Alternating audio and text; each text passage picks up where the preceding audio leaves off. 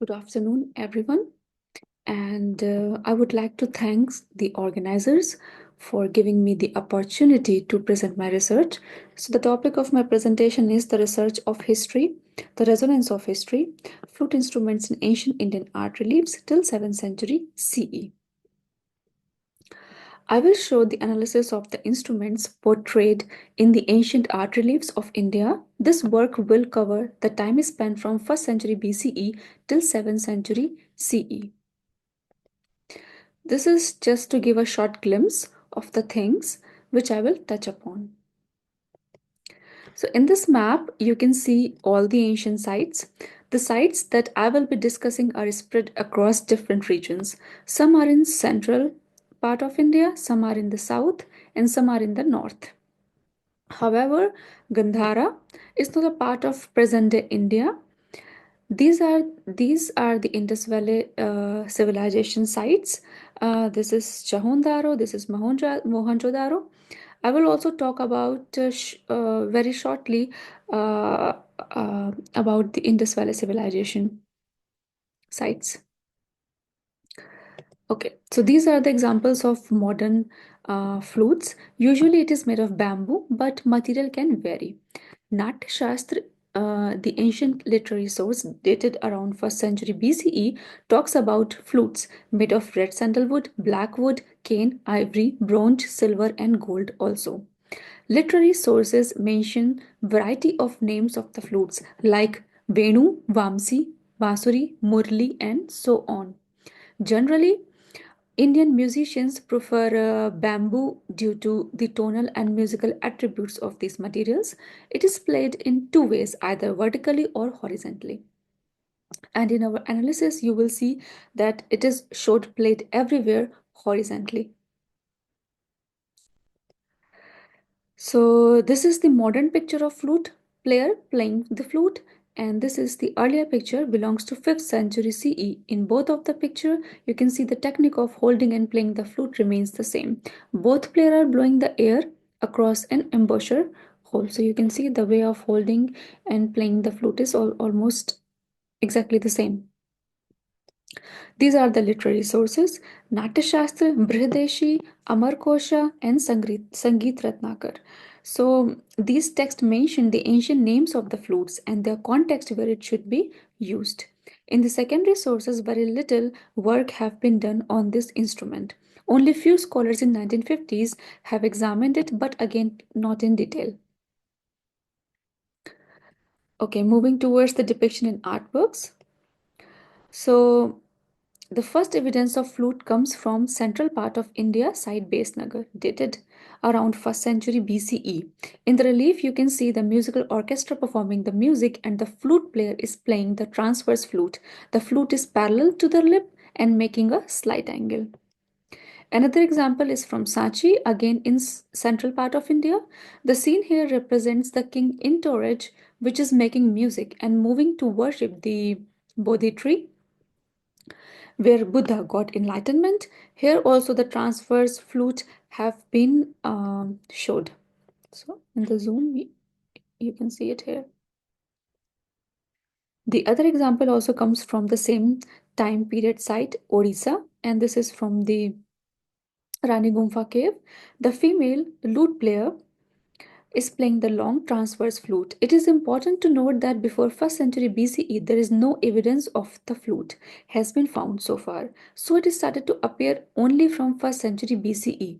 But it does not mean that it did not existed before, because the literary sources mention it, but so far we have not found any archaeological artifacts. The only archaeological evidence we have found is from Indus Valley civilization 5,000 years ago. So this is the example of a bird whistle found from Indus site Chahundaro, and which has two holes in it. With that, it provides different sound. Actual musical instruments are made of bamboo, wood, animal hide, etc., which perish when buried for any length of time. Hence, flutes made of wood or bamboo have not survived the ravages of time and are not found in excavations of past civilization. Moving further to first to second century CE, here both of the female flute player have shown playing the flute which is parallel to the lip and making a slight angle. You can clearly see the flute players' both hands are opposite to each other in order to control the different pitches while playing. So you can see the hands are opposite to each other while playing the transverse flute. This is very significant relief from Mathura. This relief portrayed the event, the first bath of the Buddha. So these are the water dwellings, and you can see that snake deities are emerging out of it and venerating the Buddha. So in Sanskrit, the snake deities are called as Nagas, and you can see the serpent head here, and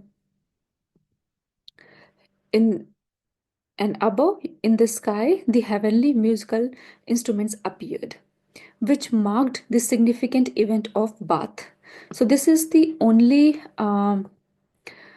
example where you can see the holes in the flute. Uh, Actually, this flute which I have shown is from earlier. It's from the Sambamurti collection, and this particular flute has 10 holes, 9 for the fingers, 1 for the mouth hole, and probably probably this flute is very similar to this one because as it is broken, so only 8 holes has been traced and the rest 2 are broken. The another site is Begram, is presently in Afghanistan region, and this is the depiction of a long transverse flute and again played by female flute player. The flute has decoration on it and slight angle here clearly visible, and from the hand it can be clearly see that the mouth hole is far from the finger holes. Moving further to 2nd to 3rd century CE, this example is from Gandhara, site named Kafirkot.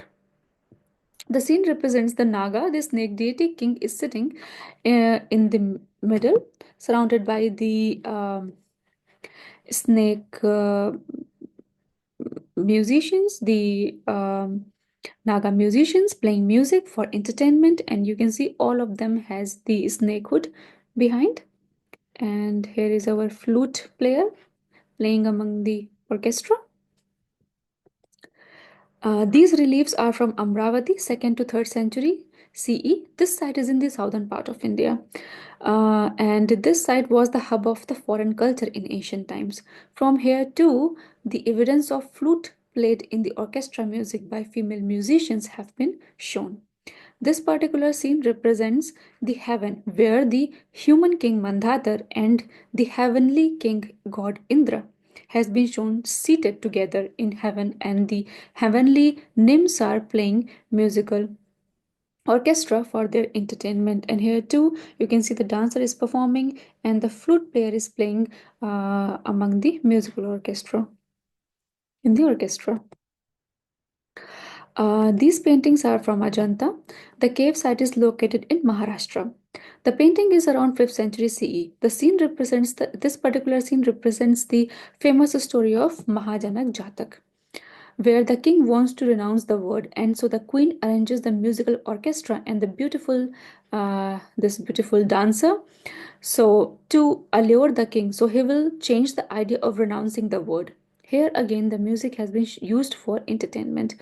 The two flute players are the part of the orchestra and sitting one behind the other, and their playing technique and the playing posture also remains the same. This scene is from represents the celestial musicians playing music in the heavenly realm. This is a beautiful heavenly orchestra where the musicians are playing different musical instruments. This female is playing the bar zither. These two are playing the cymbals. This one is playing the flute, and this is the only male figure, probably could be the singer. These are the examples from the northern part of India, dated around 6th century. Site Nalanda. Here the male musicians have been shown sitting and playing long flute separately, sitting under the niche of the temple. Now we are in 7th century. This relief is from again from Maharashtra, site name Aurangabad. The female dancer is performing and the female musicians are playing different musical instruments while sitting. So far, we have seen everywhere the musicians are playing transverse flute because it has some qualities. It is more flexible and its embouchure shape strongly affects the tone. This example is from Ocean Group of Temples, which is in Rajasthan. The temple belongs to 7th to 8th century, and we can see here the musicians have been shown standing in separate column and playing music. The long flute has been shown but playing by male figures. Now we will see the flute in religious context. You will think, what does it mean?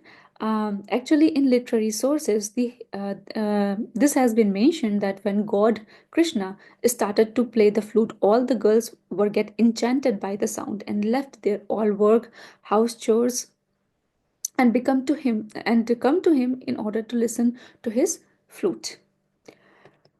In all these three pictures, you can see Krishna standing in the middle and playing transverse flute. All these three examples are from southern part of India, site Tamil Nadu, and this is from Karnataka. And he is standing in the middle and in a certain posture. His body is bent from three ends. In Sanskrit, it is known as Tribhang Asana. And this is very typical posture of him. In iconography, he is showed mostly with this posture, where legs are crossing each other and he's little bent from the west and neck is little tilted toward the left or right. Now we are moving towards the conclusion. So, the analysis of ancient Indian art reliefs demonstrates that flute instruments began to appear around the 1st century BCE, marking their introduction into the visual and musical repertoire of the subcontinent. From this period onward, the flute not only gained popularity but also emerged as a significant component of orchestral ensembles, a role it continued to maintain over centuries. Iconographic evidence further reveals that the transverse flute was most frequently depicted in the hands of female musicians, often shown in a seated posture.